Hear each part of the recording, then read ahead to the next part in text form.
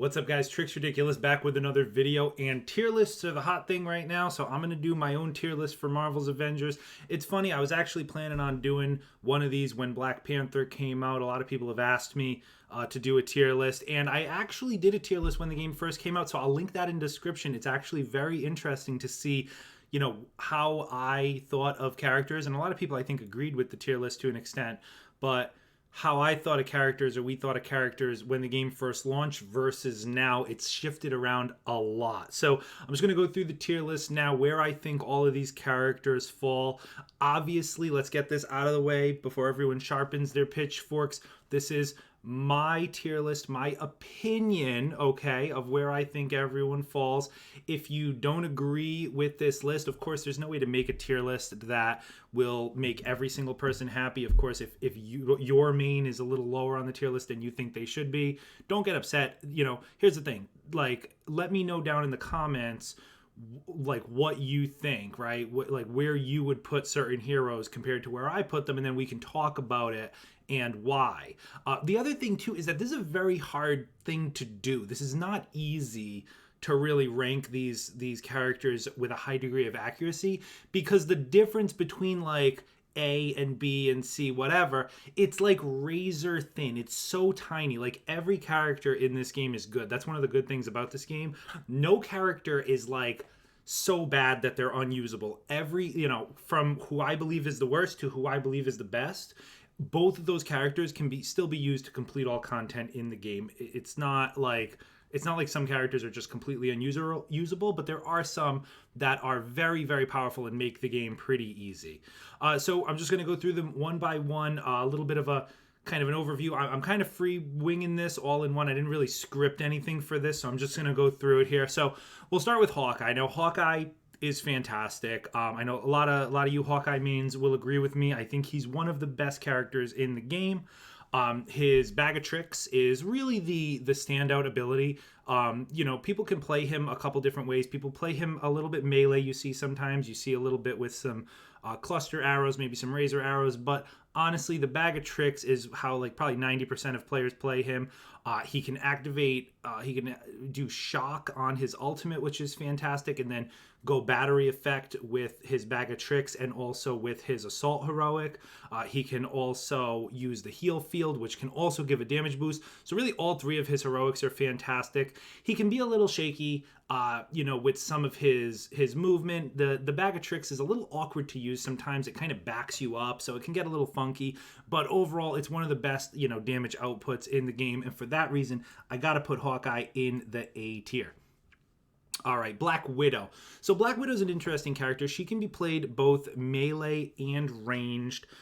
She can really excel, either one. And even from her range perspective, all three of her ranged options are good. The high caliber is my personal favorite choice. Full auto is also very good. And the pistols, while I don't personally use them just because I'm not great at aiming, they're much better on PC. But really, all three are very good. She's got great exotics, great abilities. All of her ultimate's a little soft, but her assault heroic is fantastic for applying battery effect and then following it up with an element for applying shock for the battery effect, following up with the element for the battery effect on your pistols. And her invisible is extremely powerful. She can generate a ton of orbs. She's actually a little glitched, no spoiler here, but when you're invisible, there's a perk on the tree that gives you 25% chance on kill to generate a heroic orb. It's actually 100%. For whatever reason, it just says 25 on the skill tree. So she's actually very, very good at generating tons and tons of orbs. If you stay invisible, kill a ton of ads, it'll be absolutely fantastic. She does struggle a little bit in the single target damage department, I will admit. So she's a little behind the curve on that one. But that's, she's still fine for obviously Abomination, Taskmaster, Maestro, all of those guys. She can be a little soft against Super Adaptoid, but not too bad. But she certainly doesn't have the absolute damage output of some of the others on this list. So with all of that combined, I'm going to go ahead and throw her in the B tier. B for Black Widow. All right, next we're gonna do Iron Man. So Iron Man is a very solid character. Really, nothing is wrong with Iron Man. He does incredible damage. He's a very safe character to use. He's kind of a very well-rounded overall. It's hard to find anything wrong with him. He can't really be played melee. You don't really see any melee Iron Mans. They're pretty much all ranged, and even of the ranged, missiles are really the best way to play him. Lasers can be okay. Repulsors are really non-existent. If you're playing a repulsor Iron Man build, you can have fun with it. It can kind of work, but it's not optimal. There's no sugarcoating it. It's just not going to be the best way to play him, and that's totally fine. You don't have to min-max all your characters, but everything else about Iron Man, his Unibeam is a very solid assault heroic. It can generate orbs. His overcharge is fantastic. It can apply shock and puts you immediately into intrinsic overcharge, so you can just start spamming those rockets.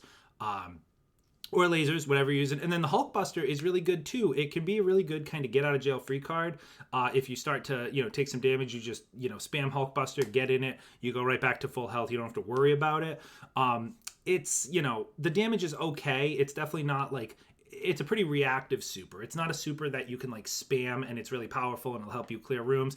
You kind of only use it when you really need to, but even then it's still really good. So with all of that, I am going to put Iron Man in the A tier. Really very few cons to playing Iron Man. He does a lot of things very well. Maybe not as, if there was an A- tier, I'd put him below Hawkeye, but definitely still an A tier character. You can't really go wrong with a solid Iron Man. All right, next we're gonna go to Hulk. I didn't want to do this. Hulk used to be amazing. All right, Hulk. If this was launch, I would have put Hulk right up there in the S tier. But Hulk has fallen off. He's still a very solid character for clearing ads. He can still clear ads really as good as any of them. He used to be an absolute monster when it came to boss DPS. He used to be able to one-shot Taskmaster, Abomination, all these guys. They have really gimped his single target damage, or really his thunderclap damage more than anything. It can still be very useful if you go Bone Shaker into Thunderclap, maybe in a Steamroller in between. You can clear ads, you can clear up to Adaptoids and Exos pretty easily and generate a ton of orbs, which you yourself will then collect to get your supers back. So you kind of go in like a super chain, high Valor. That's really the way to go with Hulk. Unfortunately, it's pretty limiting now. Like I said, it can be used to clear rooms. It can be used for kind of some of the more easy content in the game, hives, and just kind of going through, kill all the enemy type stuff. Unfortunately, that's really where Hulk's goodness stops. He really is not a good boss DPS anymore. His melee is awkward to use. His power attack melee is extremely awkward. It's usually best to start it in the air with an air power attack, come down and then start banging the ground. But if the enemy moves back or gets knocked back in any way, you got to reposition yourself, start all over. It's a pretty long setup. It's overall a very clunky melee to use. His ranged is non-existent. There's no such thing as a ranged Hulk. His grab attacks are they look like they'd be a pretty big part of his kit if you look at his skill tree, but they're unusable. You can't grab shielded enemies. You can hardly grab enemies that have, any type of guard break that you need to do. His kit is pretty limited. He can be very tanky, but unfortunately his taunt doesn't really it's not really active enough. You can only really taunt with his Bone Shaker for the most part. And it doesn't really go far enough out to really taunt enemies in a meaningful way. And on top of that, you can obviously only use it when you have the Bone Shaker, right? So once you've used that, you maybe have taunted all the enemies in the immediate area, and then you can't taunt again for who knows how long. And that's assuming you're not just going to kill those enemies with a Thunderclap already. So from a taunt tank perspective, it's kind of a useless thing. And tanks aren't really helpful in this game anyway, to be perfectly honest with you. The other thing about Hulk, he gets a little shaky to use in multiplayer. He's pretty solid solo because your companions won't pick up any of your heroic orbs. But if you kill a group of enemies, spawn a bunch of heroic orbs, and all of your human companions take up all the heroic orbs and you don't get any of your supers back, now you might as well just turn back into Bruce Banner because you're not going to be doing anything. So overall, like I said, 6 months ago, a year ago, I would have put Hulk right up at the top. Don't hate me for doing this, but I got to go with Hulk in the D tier. He's unfortunately not great. Moving on to Black Panther. So Black Panther, if this was the tier list of how fun characters are, Black Panther would absolutely be the number one top character. I think he is the most fun character to play. I'm having an absolute blast playing Black Panther. He's so much fun. But his viability is a little sus, okay? Now, melee in general is a pretty suspect thing in the game. I made a separate video talking about that. Overall, melee is a little tricky to use, and Black Panther, unfortunately, is built for pretty heavy melee. His ranged is solid, but not very high damage. You really have to rely on his pounce or his heavy combo finishers, and both of those are a little suspect to use in absolute high-end content. For general content, mobbing, kill all the enemies type stuff, he's absolutely fine. All of his heroics are actually pretty good. Bast is okay. It's not the best ultimate I've seen. His support heroic is actually very good. It's one of the better support heroics. It's got offensive and defensive capabilities.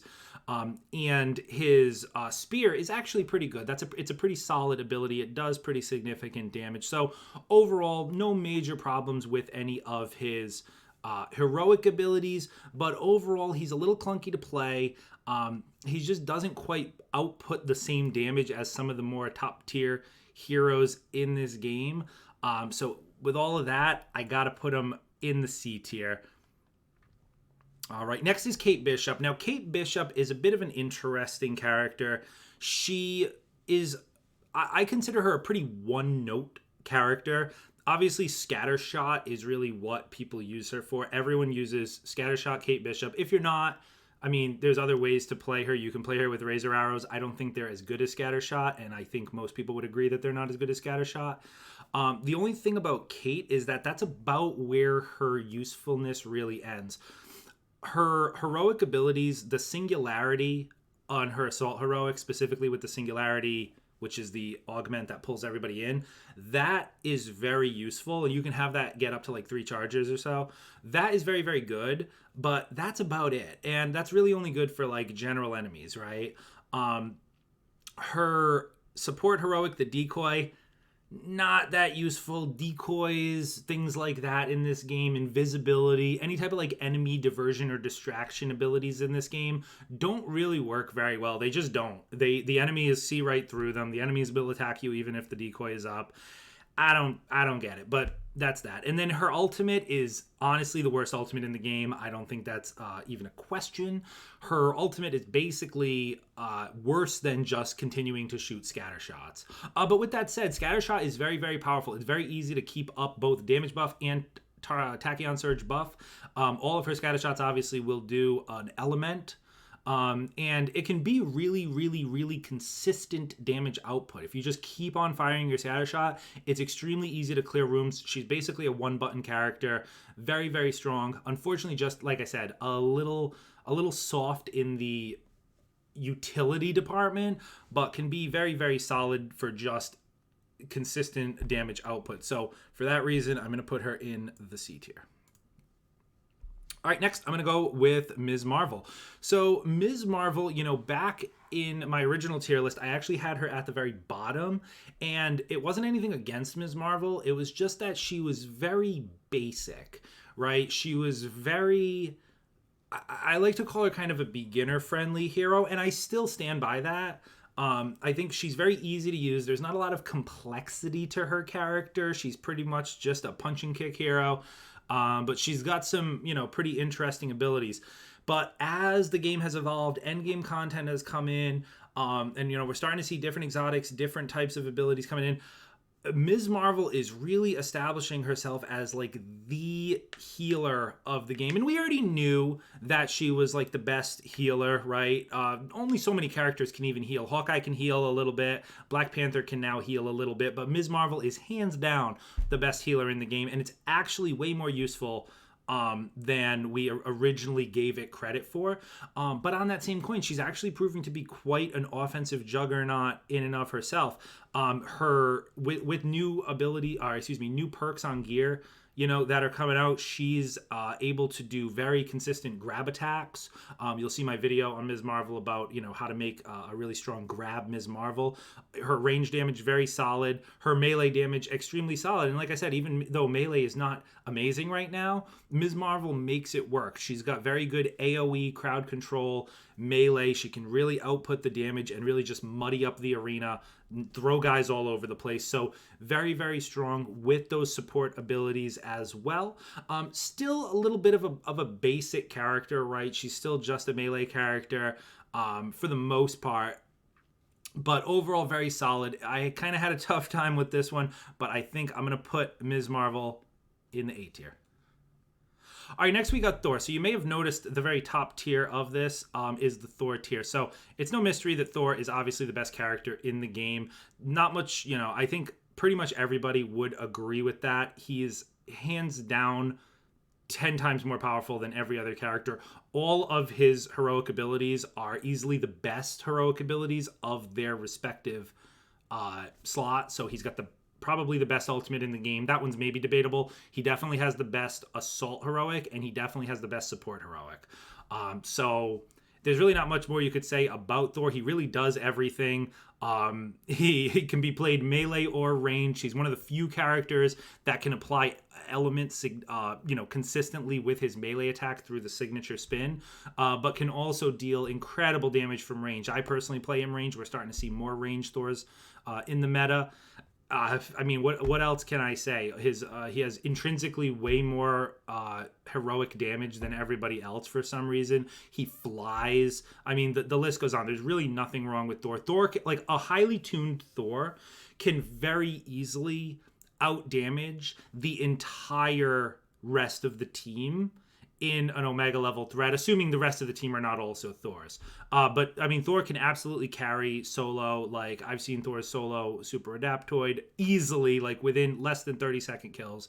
It's silly. He's hands down the best character in the game, and there's really not much else that can be said about it. And then last is Captain America. So my personal favorite character in the game. Even though I play every character, I definitely still consider myself a Cap main. Cap is a little interesting. On my original tier list, I actually had Cap at the very top. But keep in mind that when that tier list came out, the only thing you were really doing in Endgame was like Mega Hive and Last Avengers Standing, like long, grindy, Hive type missions where you couldn't die or you'd be effed, right? So Cap was great in those. It was so easy to just run through as Cap, Infinite Brooklyn Brawler, and just absolutely plow through Hives, plow through Mega Hives, plow through Last Avengers Standing, and never even come close to dying ever, and just do takedowns all over the place. Cap is still a very solid support hero. His range can actually be one of his best things. So if you're using power attacks on range with Cap, that's actually what I use. You can actually do a lot of fun stuff. You can get really good elements on that. You can do Sonic. He actually has a range piece that taunts on power attacks. You can definitely do a lot with his power attacks. You can also still do the Brooklyn Brawler. Hell, you could even do a combination of the two. You got to remember that the Brooklyn Brawler, you don't really need to be focused as a melee character. The power of Brooklyn Brawler is that you can do takedowns to enemies that have basically no health left, right? Automatically. So you could be a ranged Captain America and then still just use Brooklyn Brawler, the Infinite Brooklyn Brawler, for the takedowns without even meleeing anybody. He's a very tanky character. His shield is actually pretty useful for blocking things like the Super Adaptoids Unibeam, things like that. Overall, Cap is a very solid character. He's just his damage output is just not there. Even if you're obviously with Brooklyn Brawler, it's just not there. With a ranged Captain America, it can be okay because you can at least combine a few elements for a battery effect, but even still, it's not even close to the amount of damage that you're really putting out with a Thor or a Hawkeye or an Iron Man, right? So with that being said, I gotta give, maybe I'm a little biased here, Maybe I'm going a little higher than I probably should, but just for the sheer sake of, rally cry, being able to generate a lot of orbs and just kind of being that closer, that rock on the team, I got to give Cap at least B tier. So that's the list. Let me know down in the comments, where do you have people? And remember, guys, like, please don't be mad about this. Like, when I'm telling you, like, from the top to the bottom is like this, right? Every one of these characters is absolutely viable in all content. So like, this is really, like I said, just my opinion on the very nitty gritty, most intricate, looking under the hood on some of these characters. But let me know down in the comments what you guys think, where you have which character, what's your order from top to bottom, where is my list just way off. Let me know. I'm interested to hear it. I'll be commenting, responding to all comments. I'm curious to what you guys have to say. As always, be sure to like the video if you do like the video. Subscribe if you do like these kind of videos. We got plenty more coming. And with that, I'll see you guys in the next one.